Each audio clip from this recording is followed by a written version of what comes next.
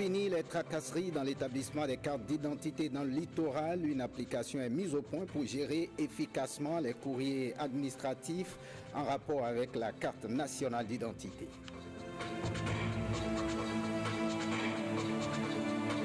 Et puis Richard Flash amorce la nouvelle année aux côtés de ses fans. L'artiste chanteur international a donné un concert live gratuit au stade Mathieu Kéréko.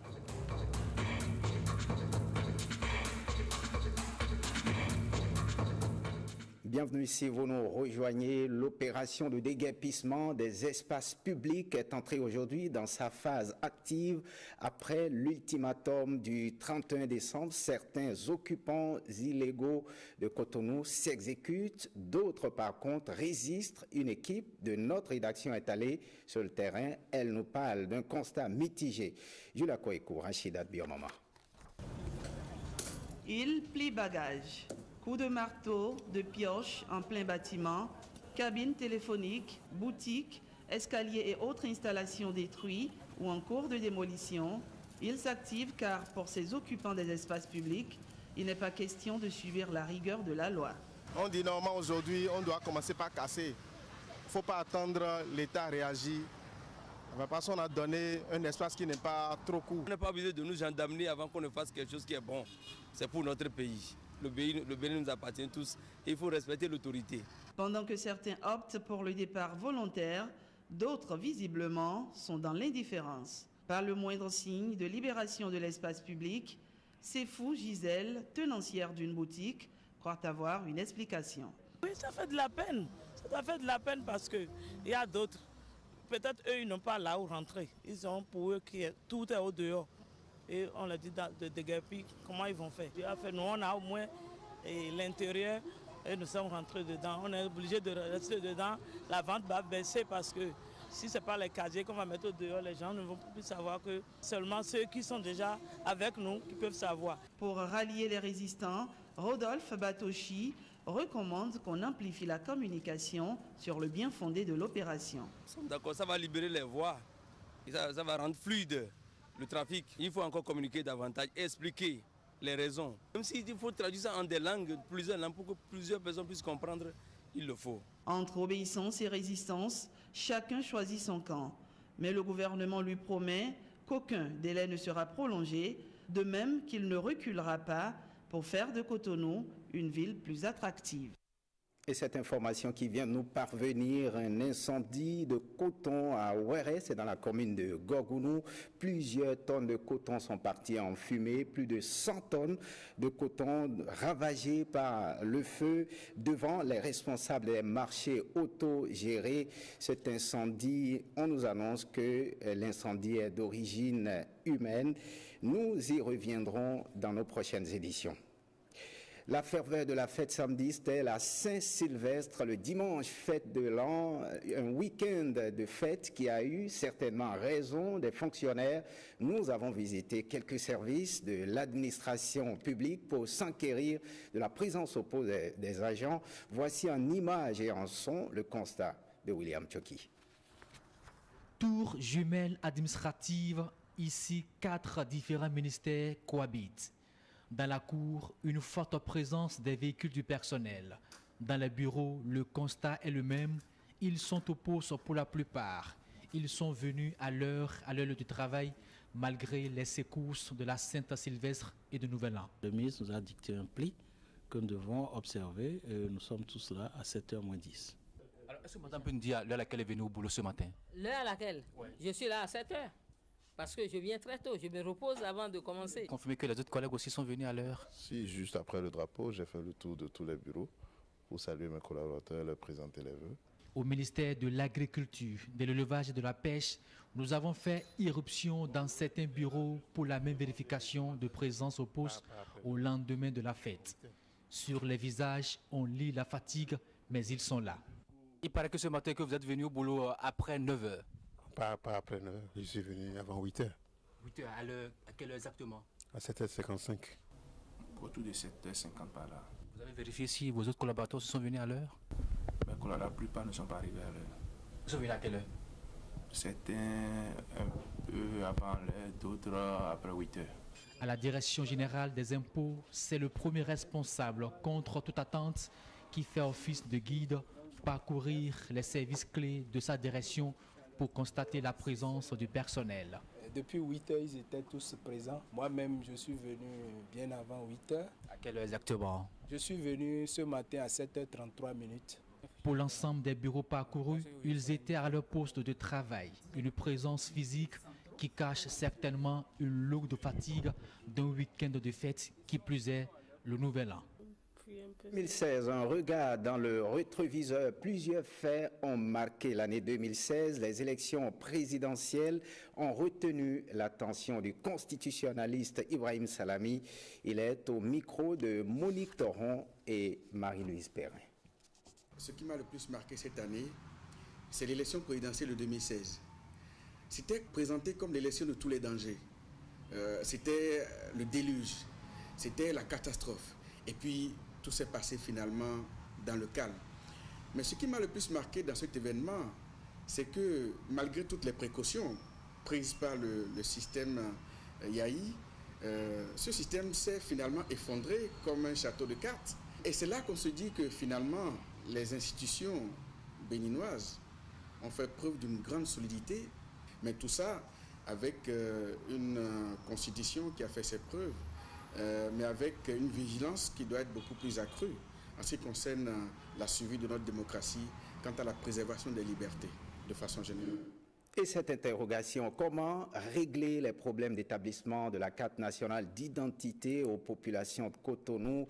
C'est à cette question que veulent répondre les autorités de la préfecture en créant une application. Elle permet de suivre la demande d'établissement de la carte nationale d'identité et de gérer le courrier administratif.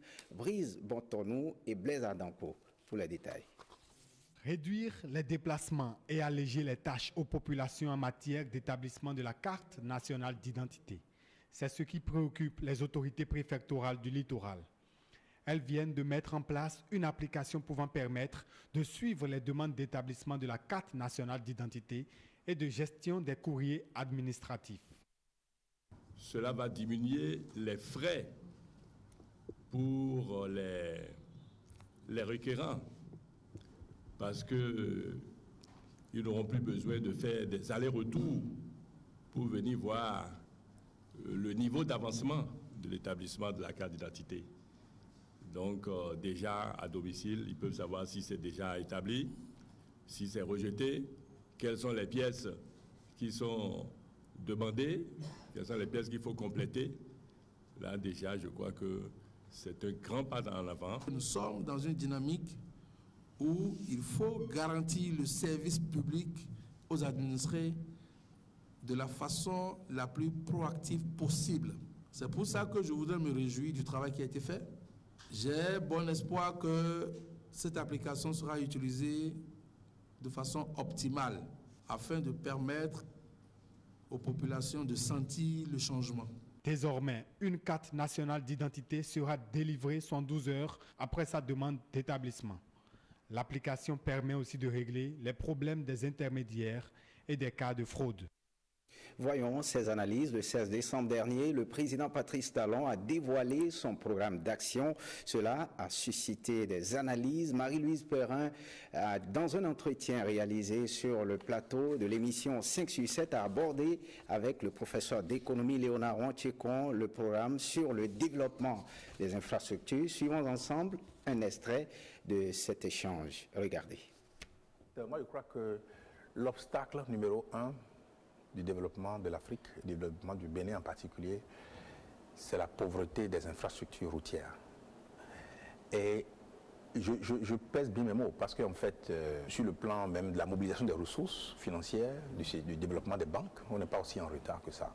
Mais les infrastructures, c'est vraiment le vrai goulot d'étranglement. Donc, un accent sur les infrastructures, c'est extrêmement important. Et ce que j'ai trouvé dans le plan d'action du gouvernement, c'est intéressant. Il y a d'abord donc le port, il y a également l'aéroport, il y a disons, faciliter la circulation à Cotonou, dans la région du Sud, et également dans les grandes villes. Mais je pense que ce qui est extrêmement important, c'est le désenclavement des régions à haute productivité agricole. Donc la vallée de l'Ouémé, la vallée de l'Opara, la vallée d'Alibéry, la vallée du Mono. Il faut développer un accès plus facile à ces régions-là afin de permettre donc le développement de l'agriculture dans ces régions où le sol est très fertile, où il y a une haute productivité agricole. Les commerçants aujourd'hui, pour quitter le point de vente au point d'achat, le coût de transport parfois peut être très élevé. Il y a un autre point sur lequel j'aimerais peut-être parler brièvement, c'est que il faut peut-être voir s'il n'y a pas des moyens moins coûteux de construire les routes. Est-ce que la façon dont les routes étaient construites il y a, disons, 50 ans, 60 ans, les mêmes matériaux qui sont utilisés, est-ce qu'il y a moyen de penser à des matériaux plus adéquats, même des matériaux locaux, moins chers, et cela interpelle donc nos ingénieurs. Disponibles sur le marché. Exactement, et ça interpelle nos ingénieurs, ça interpelle nos chercheurs, pour voir s'il y a des moyens de construire les routes moins chères chez nous, avec des matériaux moins chers, peut-être locaux, quoi. Vu vraiment le déficit énorme que nous avons dans ce secteur, je crois qu'on doit tous mobiliser nos efforts dans ce sens-là. On prend la direction du Septentrion. Adam Bagoudou fait la restitution de ses actions à l'Assemblée nationale à ses mandants. Le député a expliqué à la population de Tchaourou les motifs de son accord au budget général de l'exercice 2017. On fait le point avec Nestor Sella. 6 mois après, le député Adam Bagoudou, encore en face de ses mandants. Objectif, informer son électorat des travaux parlementaires de la deuxième session ordinaire de l'année 2016. Point principal, le vote du budget de l'État exercice 2017. L'essentiel du point à l'ordre du jour donc, de cette session a été déjà vidé, à savoir le budget général de l'État exercice 2017. Donc nous avons donc proposé comme réforme phare, comme amendement phare au gouvernement de libérer, de décharger de toute taxe, de droits de douane et autres, tout ce qui est bouteilles de gaz domestique, éléments de cuisson et autres.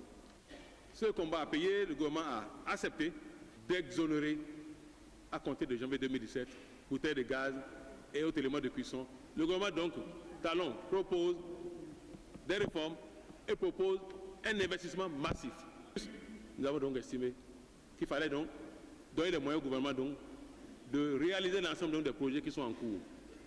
Et l'un des projets phares sur lesquels vous savez aussi que l'on se mobilise depuis le 6 avril 2016, c'est bien entendu la route Bétérou-Kassoala. Dans le budget 2017, le projet donc de la route Bétérou-Kassoala est bien donc en place. Je voudrais donc saluer le gouvernement pour avoir autorisé donc la poursuite des travaux dont passe Atom. Cet exercice de reddition de comptes est bien apprécié. Vraiment, c'est l'occasion de remercier le député de la localité parce qu'aujourd'hui, avec les explications de l'honorable, on a compris que c'est vraiment un budget ambitieux et réaliste. Autre actualité, l'eau potable coule à flot depuis samedi dans la localité de Agouna, commune de Djidja. La cérémonie d'inauguration de cette adduction d'eau villageoise s'est déroulée en présence des populations. Gilles Danso et François Zissou pour le point. De l'eau potable pour les populations d'Agouna dans la commune de Djidja, une initiative de Direct Aide Bénin, l'eau source de vie. Les douaniers en poste dans cette localité du Bénin en ont formulé la demande. Donner de l'eau à toute une population, vraiment c'est un acte qui est grandiose.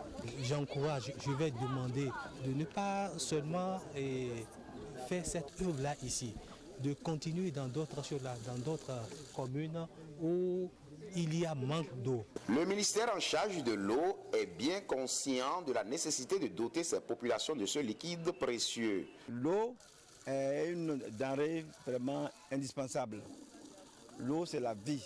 Nous demandons aux autres organisations qui interviennent dans d'autres domaines de commencer aussi par intervenir dans le domaine de l'eau pour vraiment accompagner le ministère et le gouvernement pour l'approvisionnement de l'eau potable de nos communautés. Un tel projet reste un acte majeur de développement. Ayons conscience de l'importance de l'eau dans notre vie. On a jugé utile de consacrer une grande importance dans notre action humanitaire au Bénin, dans le secteur de l'eau, et précisément dans le secteur de l'eau potable.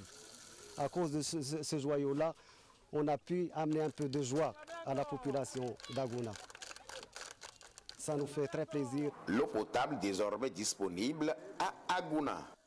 Autre geste de solidarité, 2 fidèles de l'église protestante méthodiste sont allés au chevet des malades mentaux et des détenus de la prison civile de Cotonou. Une tournée de distribution de vivres est organisée à cet effet. Cécile Ondé et Brice Cotonou nous en disent davantage. Repas copieux, boissons et enveloppes financières sont les temps forts de cette cérémonie. Patrice Alakmato et Mathias Roukanri, tous fidèles de l'église protestante méthodiste, ont célébré le premier jour du Nouvel An avec les personnes en situation difficile. Ils ont pris part à la prison civile de Cotonou, le CNHU, pour échouer à Lomel. Le jour de l'an, nous sommes à la maison avec nos enfants. Nous prenons nos vins, nos champagnes. Mais il y a d'autres qui ne veulent ni vin, ni champagne, ni bière, mais veulent rester au moins chez eux. C'est à ceux-là que nous pensons surtout. Certains sont malades, sont guéris, mais pour des raisons financières, attendent. Donc ce n'est pas pour faire matu-vu et montrer à l'opinion publique que nous sommes en train d'aider les gens, nous sommes en train de donner de l'argent, nous sommes en train de partager des vivres. Notre objectif c'est autre. Autre, juste pour sensibiliser nos frères et sœurs qui sont indécis de venir soutenir également comme nous, nos malades dans les hôpitaux. C'est un acte exemplaire apprécié par tous. Nous sommes très heureux pour ce geste à notre endroit. Nous n'aimerions pas fêter ici, mais la situation est tout autre. 14 femmes retenues à l'hôpital de la mère et de l'enfant pour n'avoir jusque-là pu s'acquitter des frais d'hospitalisation ont retrouvé le chemin de leur domicile respectif. Ceci grâce à cette sortie des fidèles de l'église protestante méthodiste. Voyons à présent ce concert live de Richard Flash qui fête la nouvelle année 2017 avec ses fans. Il a donné dans la soirée d'hier un concert live gratuit. Blaise Adampo et Charbel Kiki sont sur place. Regardez.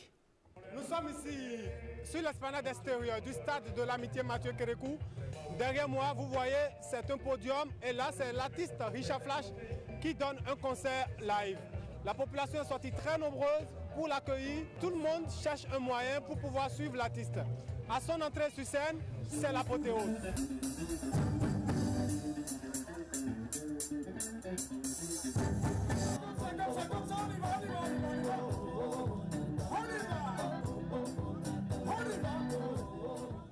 J'ai vu dans tout Cotonou, il n'y avait pas de concert, il n'y avait pas de manifestation. Le 1er janvier, c'est quand même un jour de joie, d'allégresse. À ce spectacle, Richard Flash a eu le soutien de beaucoup d'autres artistes pour donner un peu plus de vivacité à l'événement.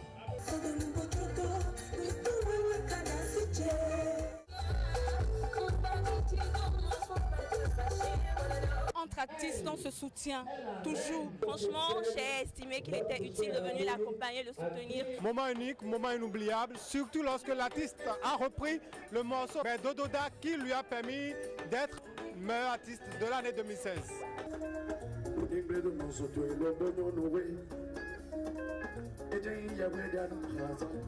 Ça c'est le trophée de l'artiste de l'année. Et ici, c'est le trophée du meilleur arrangeur.